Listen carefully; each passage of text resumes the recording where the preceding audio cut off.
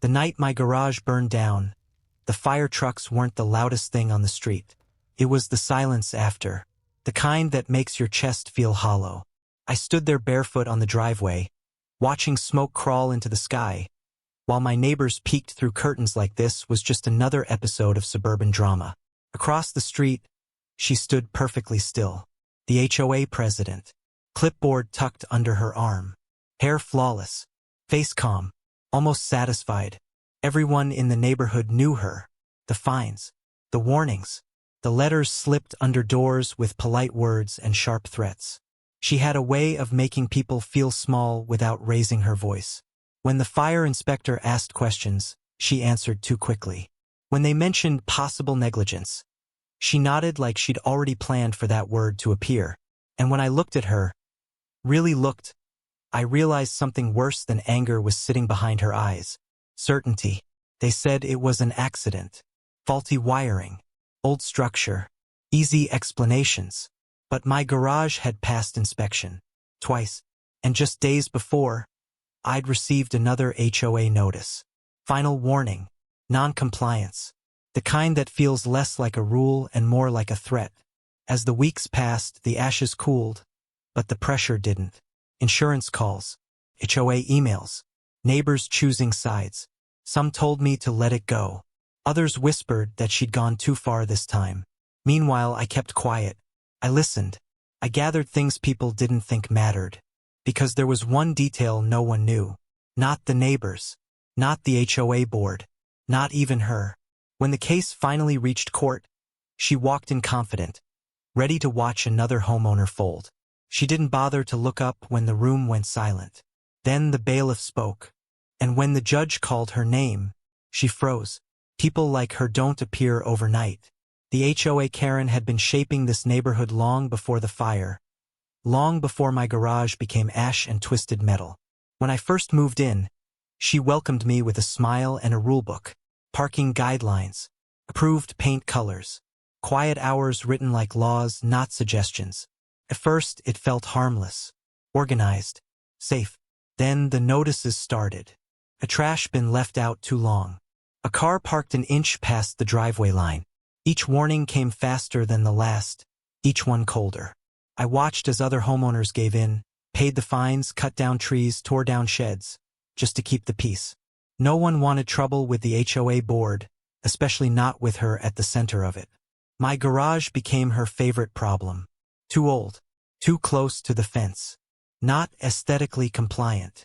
I fixed what I could. Filed permits. Passed inspections. Still, the letters kept coming. Final notice. Immediate action required. The same words over and over like pressure tapping against glass. The night of the fire, one neighbor told me she'd seen someone near my garage earlier.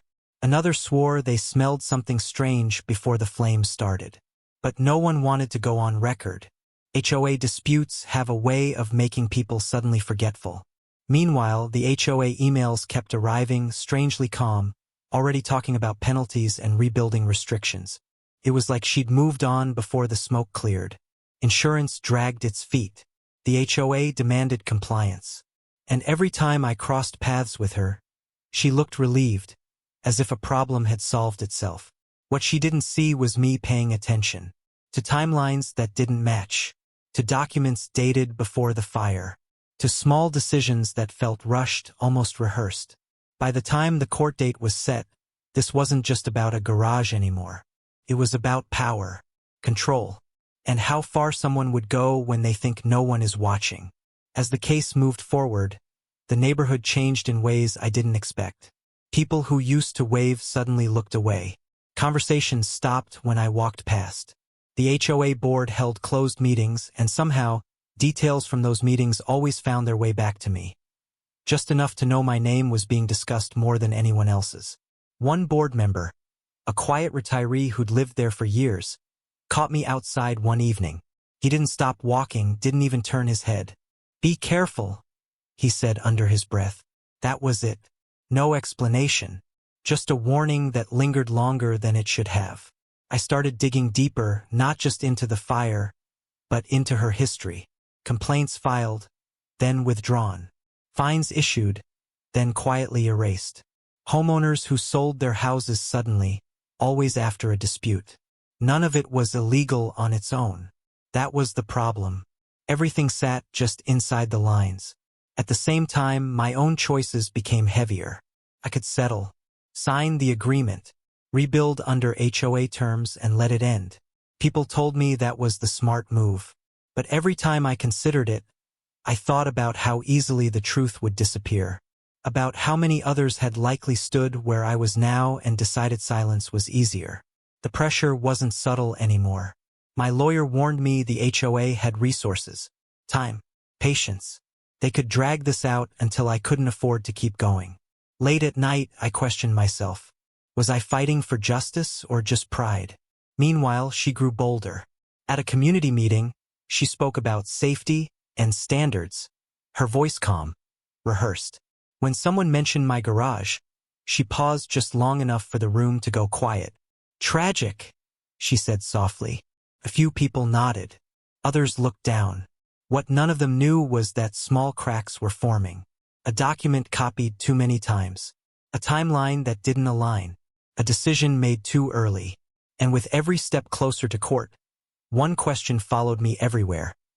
When the truth finally surfaced, who else would it pull down with it?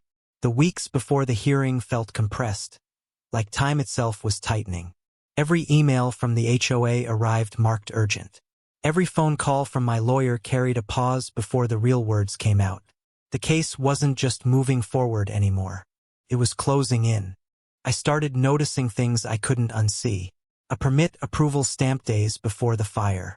An internal HOA notice referencing expected compliance before any investigation was finished. Small details, easy to miss, but together they formed a pattern that made my stomach sink. This wasn't chaos. It was planning. When I ran into her outside the courthouse during a preliminary filing, she finally looked unsettled.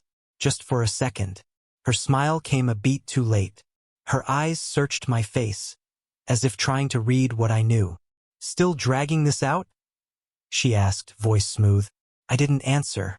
I didn't need to. Behind the scenes, the pressure escalated. A settlement offer appeared, generous enough to look tempting, rushed enough to feel suspicious. Rebuild costs covered. Fines waived. Silence expected. My lawyer laid it out plainly. Accept now or risk everything later. That night, I barely slept. The moral weight pressed harder than the legal one. If I walked away, I'd get my life back. But she'd stay exactly where she was. Untouched, confident, ready to move on to the next homeowner who didn't fall in line. The morning of the hearing, the courtroom felt colder than it should have. Wood benches, low murmurs, the quiet hum of consequences waiting to land. She sat across the aisle, perfectly composed.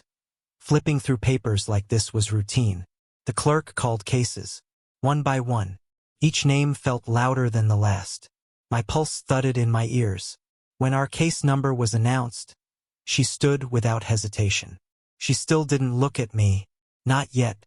The judge adjusted the papers once more before looking up. The room went still. Even the quiet confidence she'd rebuilt during the recess faltered when the judge didn't speak right away. Silence can be louder than any gavel. The judge began outlining the inconsistencies. Dates that shouldn't exist. HOA records finalized before inspections. Internal emails referencing enforcement actions before any violation was confirmed. Each sentence landed heavier than the last. Her attorney tried to interrupt. Denied. Then came the part no one expected. The judge addressed the board member's signature. The quiet retiree. Turned out he hadn't volunteered anything. His approval had been added after the fact, copied from earlier filings. The warning he gave me wasn't betrayal, it was fear. Her composure cracked. Not all at once. Slowly. Tightening jaw. A hand gripping the edge of the table. The judge paused, then spoke her name clearly. Formally. The way judges do. She stood, then froze. Because that was the moment she finally looked at the bench. Really looked. The familiarity hit her face like cold water. The same man she'd dismissed in emails. The homeowner she'd fined, threatened, and underestimated. Me. I didn't speak. I didn't need to. The record did that for me. The ruling followed, decisive, measured. HOA authority suspended pending investigation. Liability assigned. Insurance claims reopened. The garage fire no longer labeled an accident, but a consequence of misconduct. As the courtroom emptied, she remained standing, staring forward, as if the room had shifted without her. The final twist came later, quietly. When the files were unsealed, it became clear my garage wasn't the first. It was just the first time she picked the wrong person to push. Justice didn't arrive with flames. It arrived with patience, and a name she never thought would be calling hers. The weeks after the court ruling felt like a strange calm, almost too quiet. The neighborhood changed, but not the way I expected. People started talking again, really talking. The ones who had lived in fear of her, who'd followed the rules, not out of respect but out of survival, began to breathe a little easier. Those who'd sold their homes out of sheer exhaustion found some peace in knowing they weren't alone anymore. As for me, I rebuilt the garage, not just for the sake of having a place to park, but as a reminder that there's power in standing up when it feels like the world is stacked against you. A reminder that, no matter how small you feel, your voice and your actions matter. The HOA never fully recovered from the fallout. The board members who were complicit in her schemes found themselves under investigation. Others resigned quietly, and the woman who had once controlled everything in our neighborhood, she disappeared. Not physically. She was still out there, but her influence was gone. A single case, one decision, one community that finally said enough. The lesson wasn't just about winning. It was about the power of persistence, the importance of questioning authority, and the strength that comes when you refuse to let silence rule your life. And maybe, just maybe, it's a reminder for all of us. Sometimes justice isn't handed to you on a silver platter. Sometimes you have to make it, even when no one believes it's possible. As for me, I'll always remember the look on her face when the judge called her name. It was the moment she realized she wasn't untouchable, and that, in the end, was my victory. Never underestimate someone who's had enough. Thank you for watching. Stay curious, stay strong, and subscribe for the next story.